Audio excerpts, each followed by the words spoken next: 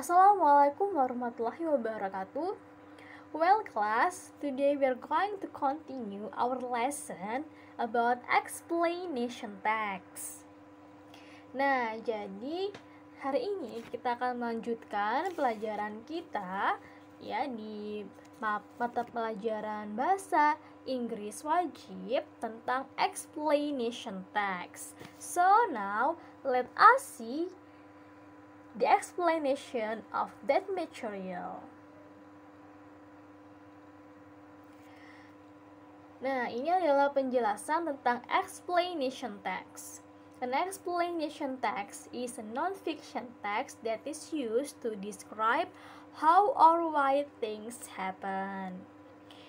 Jadi, teks ini kita gunakan untuk menjelaskan atau mendeskripsikan bagaimana dan mengapa sesuatu itu terjadi. Kemudian, explanation text is a text which discusses theory, definition, phenomenon, opinion, or other things related to natural phenomenon.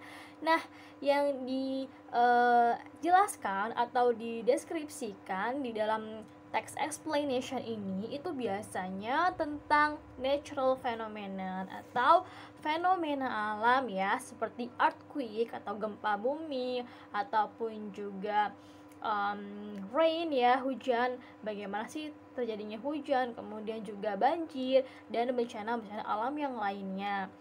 Biasanya juga ya explanation text ini juga bisa digunakan untuk menjelaskan fenomena sosial, tapi yang lebih sering dijelaskan menggunakan explanation text itu adalah yang fenomena alam ya.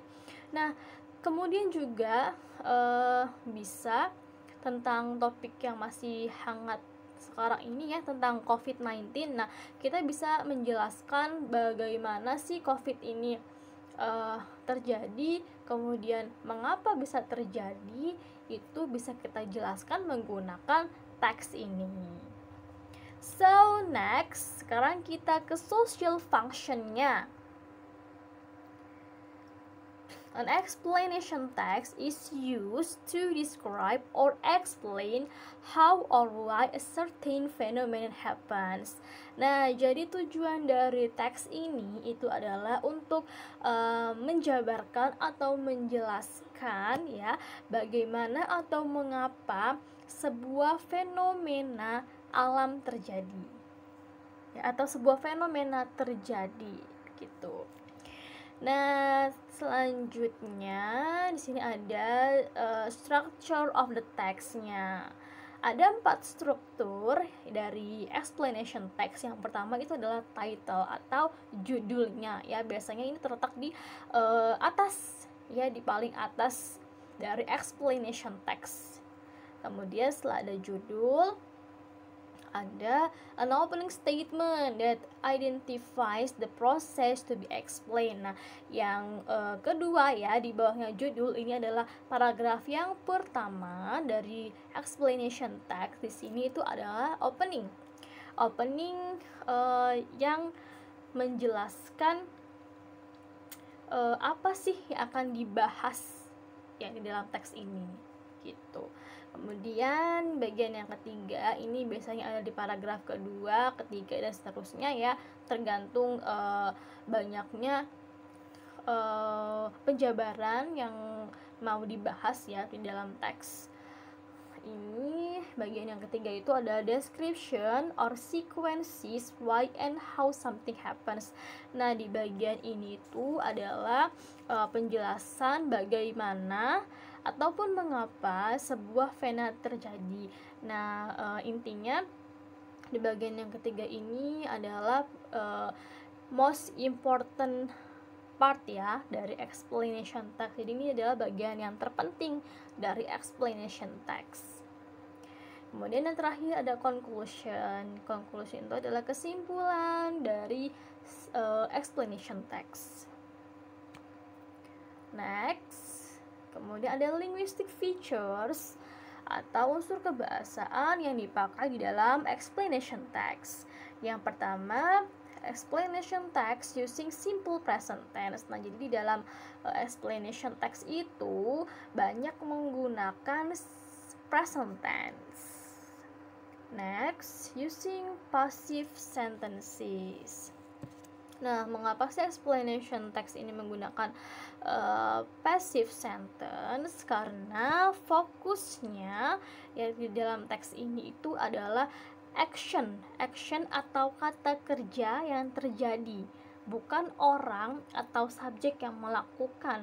Jadi lebih ke apa yang terjadi gitu ya di dalam teks ini tuh, makanya menggunakan passive voice. Next, using linking words or conjunction. Nah, kan dalam teks ini itu banyak menggunakan sequence ya, atau rangkaian-rangkaian untuk menghubungkan kalimat per kalimatnya. Makanya di dalam teks ini itu juga menggunakan kata hubung. Kenapa menggunakan kata hubung? Karena agar kalimat yang digunakan dalam teks ini tuh berkesinambungan, seperti itu ya. Kemudian using action verbs, breaks, erupts, and etc. Ya, dia menggunakan action verbs karena kan tadi fokusnya itu pada action gitu ya, pada apa yang terjadi, makanya menggunakan action verbs. And then giving a detailed description to create rich meaning.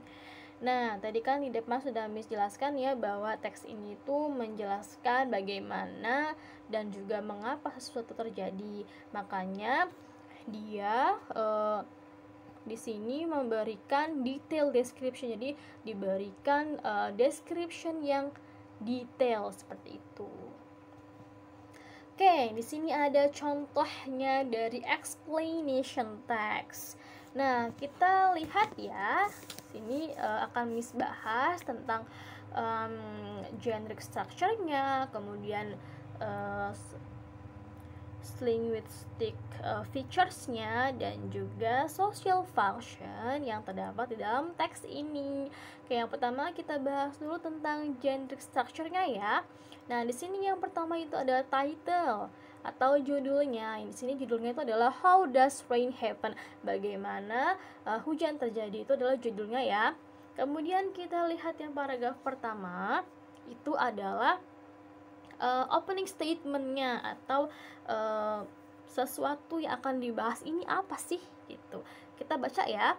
Rain is water that descends from the sky through several processes until the rain occurs. Do you know how does rain happen? Nah, jadi dari sini kita bisa tahu bahwa nanti itu yang akan dibahas di paragraf-paragraf selanjutnya tentang hujan. Gitu ya, bagaimana terjadinya hujan.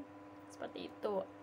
Nah, kemudian ini di paragraf yang kedua, ini adalah bagian dari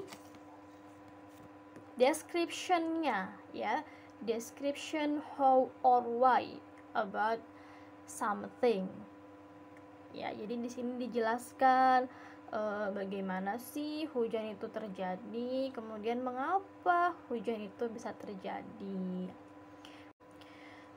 Nah, yang paragraf terakhir ini adalah kesimpulan dari teks ini ya, dari teks tentang hujan ini. Nah, kemudian kalau misalkan ditanya social function-nya apa sih Miss dari teks ini? Jadi social function-nya dari teks ini yaitu to explain how and why rain happen. Ya, jadi social function dari teks ini itu adalah untuk menjelaskan bagaimana dan mengapa hujan terjadi. Mudah kan ya untuk menentukan mana sih generic structure-nya, kemudian apa sih social function-nya. Nah, sekarang kita cari linguistic features-nya ya. tadi kan yang pertama teks ini tuh menggunakan simple present. Nah, di sini kita bisa lihat yang di paragraf pertama di kalimat yang pertama ya, yang rain is water that descends bla bla bla. Nah, ini menunjukkan simple present. Kenapa? Karena dia di sini menggunakan to be is. Nah, kalau to be is itu kan adalah sebuah linking verb ya, atau pengganti verb, karena di dalam kalimat ini tidak ada action tidak ada verbnya seperti itu ya. Makanya dia menggunakan verb bantu yaitu is. Nah, is di sini itu menunjukkan bahwa tensesnya adalah present tense. Oke, kemudian tadi kan dikatakan kalau teks ini menggunakan passive voice ya. Oke, ini bisa cari dulu mana sih kalimat yang menggunakan passive voice. Oke, di kalimat di baris ke 1 2 3 4 5 6. Oke, di baris ke-6 ya.